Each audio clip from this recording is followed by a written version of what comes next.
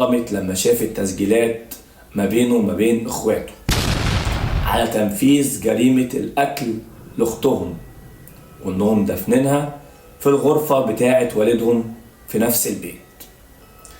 طبعا اول ما عرفت راحت طبعا اتكلمت مع جوزها، لان هو اصغر واحد كان عنده 31 سنة تقريبا، يعني الاثنين تانيين عندهم يعني في الاربعينات من العمر.